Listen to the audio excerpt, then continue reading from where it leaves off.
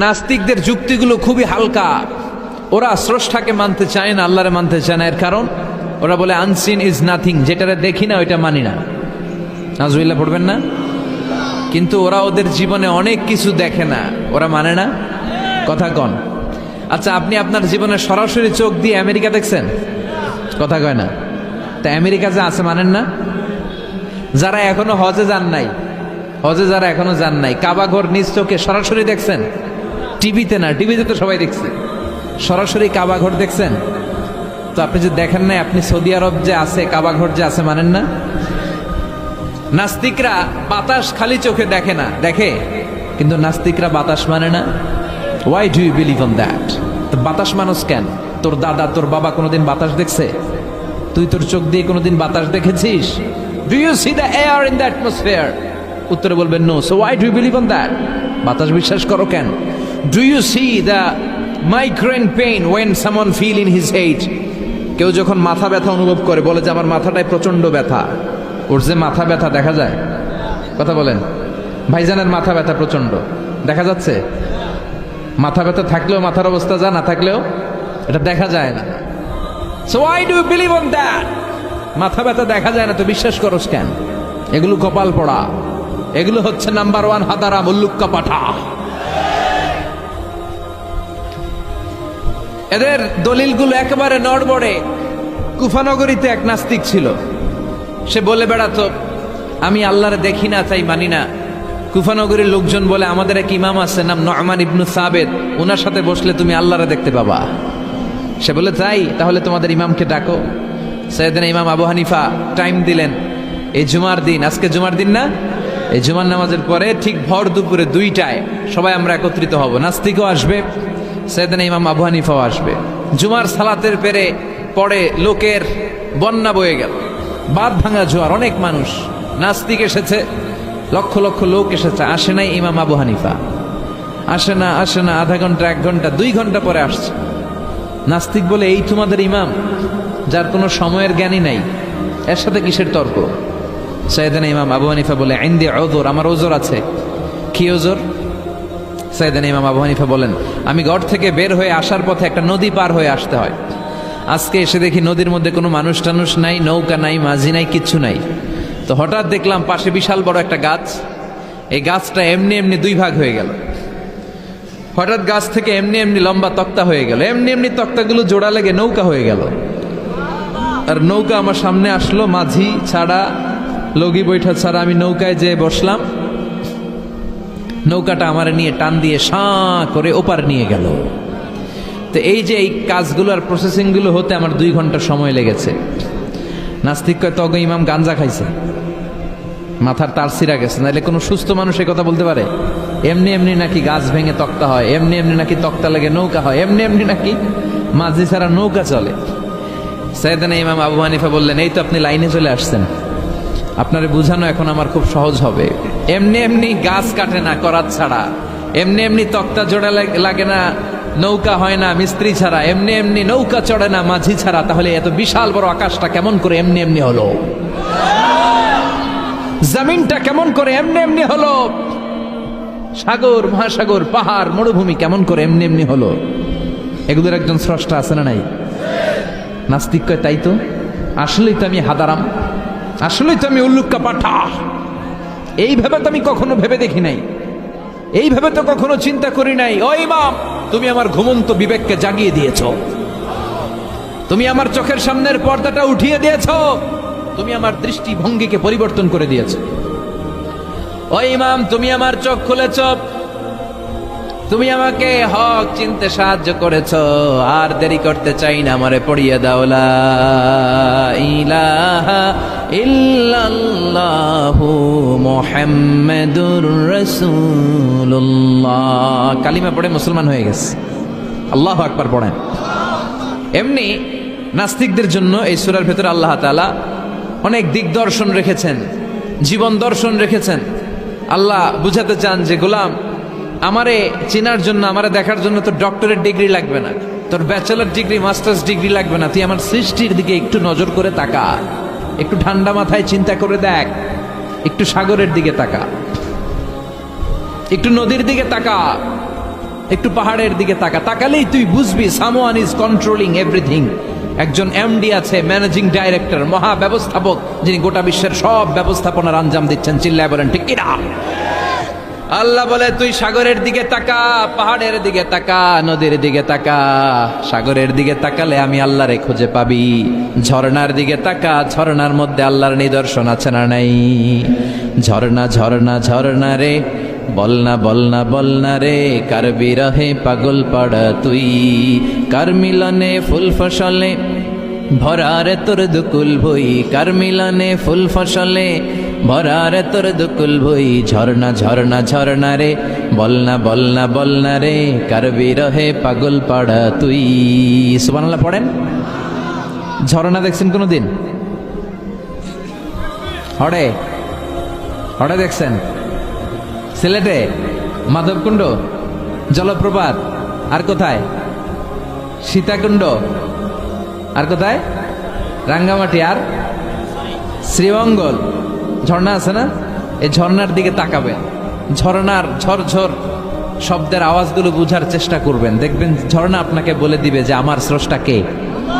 আল্লাহর সৃষ্টির দিকে তাকালে আল্লাহরে পাওয়ার সুযোগ আছে না নাই? এই তথ্যগুলো, এই উপাত্তগুলো, এই মেসেজ আর ইনফরমেশনগুলো আল্লাহ তাআলা এই সূরার ভেতরে ভরে দিয়েছে। শুনতে রাজি আছেন? আওয়াজ করে বলেন তো সূরার নাম। আরো জোরে সবাই বলেন কি নাম? মুলক। মুলক মানে কি? মুলক মানে রাজত্ব, মুলক মানে ক্ষমতা, মুলক মানে পাওয়ার, মুলক মানে কিংডম, মুলক মানে সভরেইনটি, মুলক মানে অথরিটি। অথরিটি কার? এজন্য রাব্বুল আলামিন বলেন তাবারাকাল্লাযী বিয়াদিহিল মুলকু ওয়া হুয়া আলা কুল্লি শাইইন কাদির। সুমহান সেই সত্তা যার হাতে ক্ষমতা, আর তিনি সকল কিছুই করতে ক্ষমতাবান, সবকিছুর উপর কর্তৃত্বশীল। চিল্লায় বলেন ঠিক কিনা? তাবারাকাল্লাযী, সুমহান তিনি, বিয়াদিহিল মুলক, যার হাতে ক্ষমতা। ক্ষমতা কার হাতে? আসল ক্ষমতার মালিক হলেন আল্লাহ। আমাদেরকে তো আল্লাহ দুর্বল করে বানিয়েছেন। ওয়া খালাকাল ইনসানু দাঈফা, আমাদেরকে দুর্বল করে তৈরি করেছে কে? শুধু আমরাই দুর্বল না, আমি দুর্বল, আমার বাপ দুর্বল, আমার দাদা দুর্বল, আমার 14 গোষ্ঠী দুর্বল। আমরা দুর্বলের ঘরের, চিল্লায় বলেন দুর্বলের ঘরের। সেই দুর্বলের ঘরের দুর্বল কয় আমরা সব ক্ষমতার উৎস। কি ক্ষমতা আছে আমার? আজকে মাহফিলের প্যান্ডেলের পেছন থেকে বলে, কেউ যদি বলে ওঠে হুজুর সাপ, কি বলে? সব দৌড়।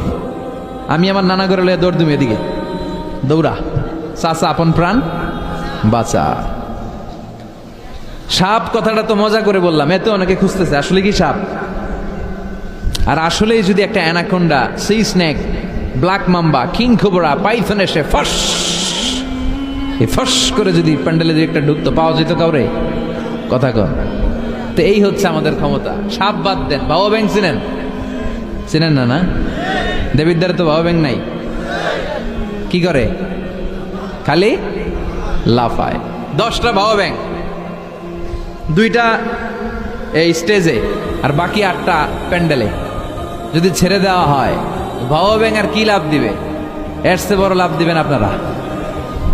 বাবা ব্যাঙের চেয়ে বড় লাভ দিয়ে আমরা দৌড়াইতে শুরু করব। কত অসহায় আমরা, কত দুর্বল। বল্লা পোকা, মৌমাছি আমাদেরকে কামড় দিয়ে উড়াল দেয়, এটারে ধরে যে মারমু এটাও পারি না। কুত্তায় আম করে কামড়াইলে আমরা কুত্তারে কামড়াইতেও পারি না। কি অসহায়।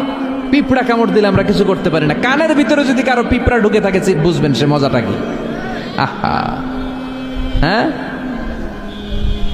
বাঁচার কোনো সুযোগ নাই, কোনো ক্ষমতাই নাই। এরপরও আমরা বলি সব ক্ষমতার মালিক আমি। দেখবেন যাতে ডায়রিয়া হয় আর 5-7 বার টয়লেটে গেছে, এর চেহারার দিকে তাকানো যায় না। বৈশা গেছে, বৈশা যান।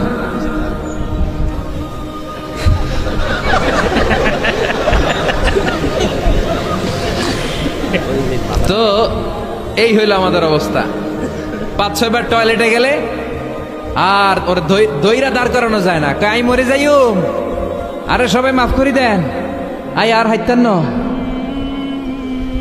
আমি পারবো না, আমার মাফ করে দেন। পারবি না কেন? তুই না ক্ষমতার উৎস। কথা কন। আসলে আমাদের কোনো ক্ষমতা নাই, আমরা দুর্বল। আসল ক্ষমতার মালিক একজন, চিল্লায় বলতে হবে তিনি কে। আমরা যে কত দুর্বল। ন্যাচারাল ক্যালামিটি অর ডিজাস্টার যখন হয়, প্রাকৃতিক দুর্যোগ, তখন নিজের অবস্থা খেয়াল করবেন। বন্যার সময় মানুষের কি অবস্থা হয়, ঠিক কিনা? ভূমিকম্পের সময় কি অবস্থাটা হয় আমাদের।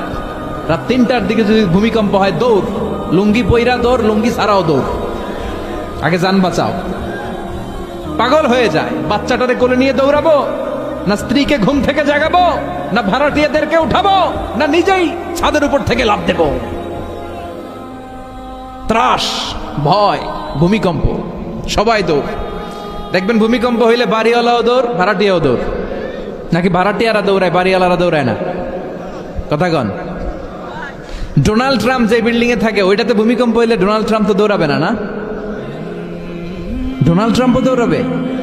আমি কিছু টেলিভিশনের লাইভ প্রোগ্রাম দেখেছি, ওইখানে উপস্থাপক আর অতিথিরা ক্যামেরা ট্যামেরা মেকআপ টেকআপ নিয়ে বসছে। একটু পরে শুরু হয়েছে ভূমিকম্প, মাইক থুইয়া দিয়া উপস্থাপক দৌড়।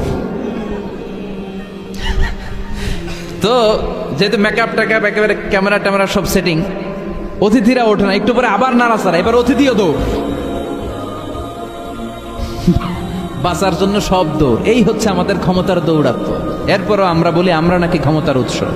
তুফান হলে, এইখানে একটা তুফান হলে 70 কিলোমিটার বেগের জাস্ট বাতাসটাকে যদি আল্লাহ এর তীব্রতা যদি বাড়িয়ে দেয়, সব দৌড় আমরা।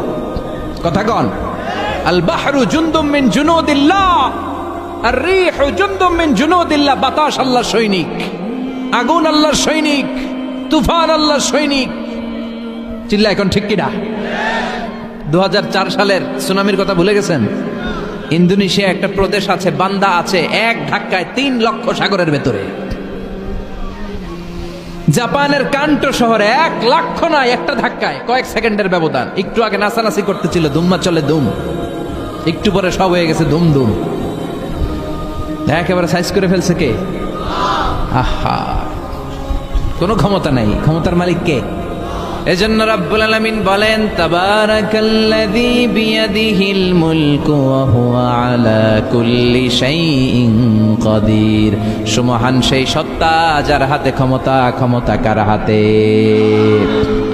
কক্সবাজারে দেখবেন একটা দ্বীপ আছে, একমাত্র দ্বীপ যেটাতে পাহাড় আছে, নাম মহেশখালী। ওইখানে বৌদ্ধদের স্বর্ণ মন্দির আছে। ওখানে তুফান টুফান শুরু হইলে বৌদ্ধরাও জিকির করা শুরু করে দেয় আল্লাহর। সুবহানাল্লাহ কইবেন না? তুফানে পড়লে দেখবেন হিন্দু, বৌদ্ধ, আস্তিক, নাস্তিক সবাই জিকির করে একজনের, চিল্লায় বলেন তিনি কে? আমরা মাঝে মাঝে আমাদের প্রোগ্রাম স্কেডিউল এত টাইট থাকে, মাঝে মাঝে আমরা প্লেনে, হেলিকপ্টারে এক জেলা থেকে আরেক জেলায় যাই বাধ্য হয়ে। সিলেটে প্রোগ্রাম, কক্সবাজারে প্রোগ্রাম, ওই অমুক জায়গায় প্রোগ্রাম, তো ফ্লাইট ধরা লাগে। তো আমরা আভ্যন্তরীণ ফ্লাইটে চড়ে চড়ে আমরা যাই। তো আমরা যখন যাই, ওখানে কিছু এয়ার হোস্টেস থাকে বিমানের ভেতরে, এদেরকে বলে বিমানবালা। খুব সুন্দরী স্মার্ট নারীদেরকে তারা রিক্রুট করে, নিয়োগ দেয়। এদের যদি 3-4টা সন্তান হয়ে যায়, এদেরকে আবার চাকরিতে রাখে না। সৌন্দর্যটাই যাদের পুঁজি। তো এরা লিপস্টিক মেখে, পারফিউম মেখে, মেকআপ করে, ভেরি বিউটিফুল লেডি। ওরা আসে, এসে আমাদেরকে খাবার টাবার দেয়, ইনস্ট্রাকশন দেয়। তো বিমানটা, আভ্যন্তরীণ বিমানগুলো বাংলাদেশের ভেতরে যেগুলো চলে, এগুলো 14 থেকে 15,000 ফিট উপরে ওঠে। তো বিমানটা প্রথমে রানওয়েতে ট্যাক্সি করে, মানে বিমান যখন মাটিতে চলে এটাকে বলে ট্যাক্সি। কি বলে? ট্যাক্সি ছেড়ে যখন উপরে ওঠে এটারে বলে টেক অফ। কি বলে? তো এটা যখন বিমানটা যখন টেক অফ করবে, তখন দেখলাম এই এয়ার হোস্টেসগুলো, যেগুলোর পর্দা নাই, হেজাব নাই, শালীনতা নাই, মাইক্রোফোন হাতে নিয়ে ঘোষণা দিচ্ছে, ভদ্র মহিলা এবং ভদ্র মহোদয়গণ, আপনারা আপনাদের সিট বেল্টগুলো বেঁধে নিন। এখনই আমাদের উড়োজাহাজটি শাহজালাল আন্তর্জাতিক বিমানবন্দর থেকে শাহ আমানত বিমানবন্দরের উদ্দেশ্যে 15,000 ফিট দিয়ে উড়ে যাবে। এরপরে পড়তে শুরু করে আল্লাহু আকবার, আল্লাহু আকবার, আল্লাহু আকবার। তো আমি উল্টা ঘুরে তাকাইলাম, কি রে এই মাইয়া আল্লাহু আকবার কয় কেমনে? ঘুরে দেখি হাতের মধ্যে এরকম কাগজ, এই কাগজ থেকে দেখে দেখে পড়তেছে। উচ্চারণ কিন্তু আমগমতো না, পড়তেছে আল্লাহু আকবার, আল্লাহু আকবার, আল্লাহু আকবার, সুবহানাল্লাযী সাখখারা লানা হাযা। পুরো দোয়াটাই পড়ছে, ওমা কুন্না লাহু মুকরিনিন ওয়া ইন্না ইলা রাব্বিনা লামুনকালিবুন। তো আমি হিসাব মিলালাম, ঘটনা কি? লিপস্টিক, মেকআপ, সুটেড, বুটেড, পারফিউম মাখা, হিপ হপ স্টাইলের মেয়ে, এরা আল্লাহু আকবার পড়ে কেন? তো তখনই খেয়াল করে দেখলাম যে বিমানটা এখন ছাড়ছে, জমিন ছেড়ে দিয়ে 15,000 ফিট উপরে যাচ্ছে। ওরা খুব ভালো করেই টের পায় এই 15,000 ফিট উপরে যখন বিমান থাকবে ওরে বাঁচানোর কেউ নাই, ওকে রক্ষা করার কেউ নাই, তখন ওর কোনো পাওয়ার নাই, কোনো ক্ষমতা নাই। চিল্লায় বলেন ঠিক কিনা? তখন কোনো সিকিউরিটি নাই। আহা, কি দুর্বল মানুষ। বিমান বাঁকা হয়ে গেলে সবাই চিল্লায় বাঁচাও। যদি জিজ্ঞেস করেন কে বাঁচাবে, বলবে হুজুর আপনি বাঁচান। আছে না নাই? দুর্বল। আসল ক্ষমতার মালিক হলো একজন, চিৎকার করে বলতে হবে তিনি কে?